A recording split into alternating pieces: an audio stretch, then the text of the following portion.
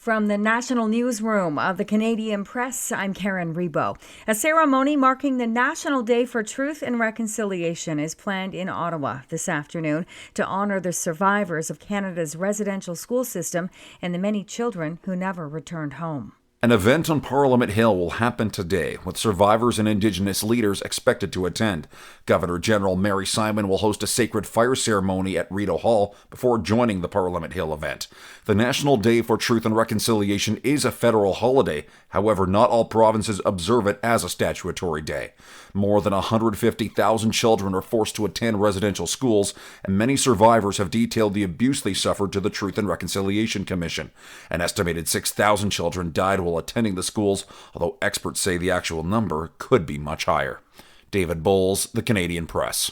Ontario's police watchdog is investigating the death of a pedestrian in the province's Muskoka region, a couple hours north of Toronto, who was allegedly hit by a police cruiser. Provincial police say the incident happened before 6 a.m. yesterday on Muskoka Road 169 in Bala. The 25-year-old man was taken to hospital where he later died from his injuries. The officer driving the police vehicle was also transported to hospital as a precaution.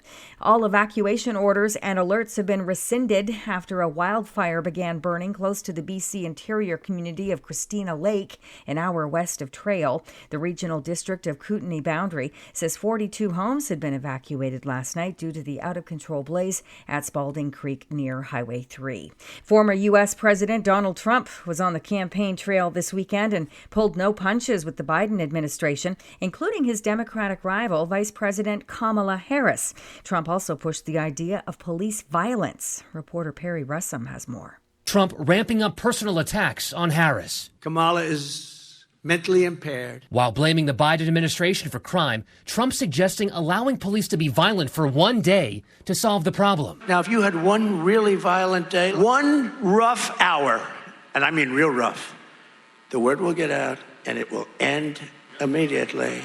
And a friendly goat in central Newfoundland became the unexpected champion of a half-marathon race this weekend after he escaped his home and started running with a crowd. The large goat named Joshua joined runners in Conception Bay South for roughly 5 kilometers of a 21K race. His owner, Heidi Taylor, says she's not surprised he wanted to join in on the jog.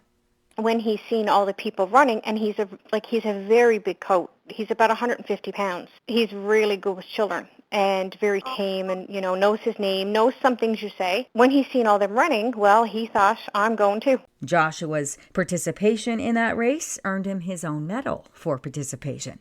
This is the Canadian Press. In sports, the NFL's Buffalo Bills are no longer perfect. The Bills were clobbered in Baltimore by the Ravens last night, 35-10 the final, dealing the Bills their first loss in 4 starts. The Ravens' Derrick Henry ran for 199 yards, and quarterback Lamar Jackson threw for 2 touchdowns and rushed for another.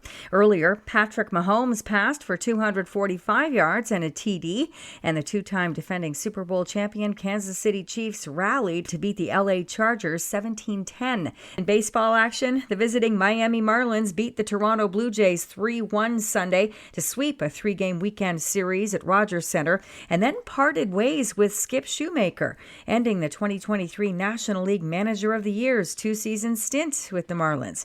The New York Mets moved within 1 win of a playoff berth with a 5-0 shutout of Milwaukee. The Mets will play a doubleheader against Atlanta Monday. From the Canadian Press, I'm Karen Rebo. Thanks for listening. Don't forget to follow and subscribe. For more of today's top stories, visit thecanadianpressnews.ca.